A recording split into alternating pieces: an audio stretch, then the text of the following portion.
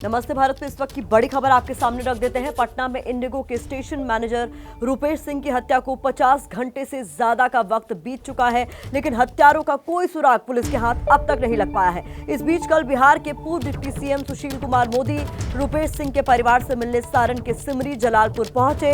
तब इस दौरान भावुक करने वाली तस्वीरें सामने आई। रूपेश सिंह की पत्नी नीतू की आंखों से आंसू थमने का नाम नहीं ले रहे थे।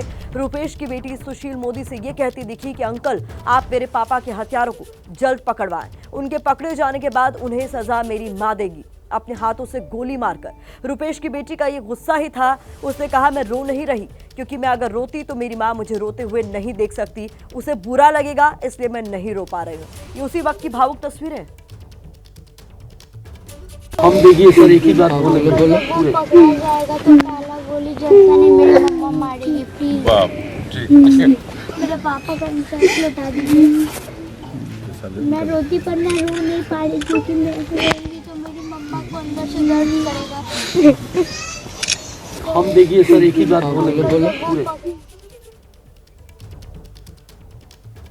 आपको बता दें कि रूपेश सिंह की उनके घर के बाहर जब रात में वे अपने घर लौट रहे थे, गोली मारकर हत्या कर दी गई थी। उनके ऊपर ताबड़तोड़ फायरिंग की गई, 6 गोलियां उनको लगी। अस्पताल ले जाने पर उनको मृत घोषित कर दिया गया।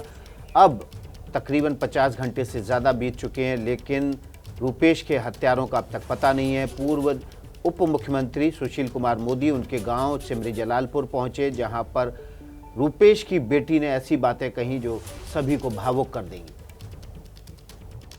हम देखिए सर, एक ही बात बोलेंगे, बोले पूरे। पकड़ा जाएगा तो काला गोली जैसा नहीं, मेरी मम्मा मारेगी प्लीज। मेरे पापा का इंसाफ लौटा दीजिए। मैं रोती पर मैं रो नहीं पा रही क्योंकि मैं रोऊंगी तो मेरी मम्मा को अंदर से दर्द करेगा। इसी खबर पर हमारे संवाददाता पटना से प्रकाश कुमार सीधे जुड़ गए हैं। प्रकाश का रुख कर लेते हैं। प्रकाश, क्या वजह है, पुलिस अभी तक क्यों क्लूलेस बनी हुई है? 50 घंटे से ज्यादा बीत चुके हैं। विकास, ये जो आवाज आप सुन रहे थे बेटी की, इतनी भावुक आवाज जो किसी को द्रवित कर दे, जिस तरह से वो बोल रही थी कि वो रो नहीं पा रही है क्योंकि उसकी माँ जो है, उसकी माँ उसको नहीं देखना चाहती है रोते हुए। तो ये सुशील मोदी के सामने जब ये वाकया हो रहा था, उस वक्त पूरा देश ये देख रहा है अभी कि किस तरह से परिवार पूरी तरीके से इस घटना से द्रवित है और परेशान है। लेकिन पुलिस जो है वो अभी भी इसे ब्लाइंड केस ही मान रही है। हालांकि एसटीएफ और एसआई टीम जो है लगातार काम कर रही है। जो पेशेवर हत्यारे थे, ये प्रोफेशनल किलर्स थे, सुपारी किलर्स, इन बारे में अभी तक पता नहीं चल पाया। डम डाटा जो है वो उसे खंगाला गया है, कई सारे नंबर्स के पीछे लगे हैं, तो पर अभी तक हत्यारे जो है वो गिरफ्त से बाहर है। पुलिस की पूरी कोशिश है कि पहले हत्यारों तक पहुंचा जाए, फिर मकसद पता चले, लेकिन अभी तक तो अब तक की जानकारी है उसमें ऐसा कुछ सामने नहीं आया है।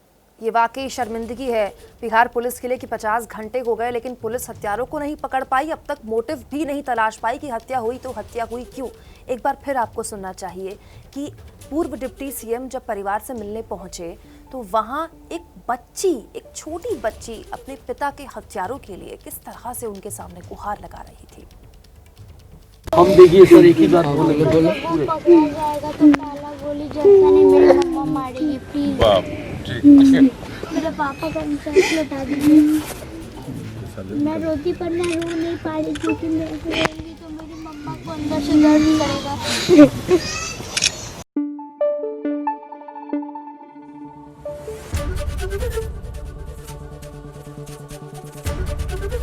एबीपी न्यूज आपको रखे आगे।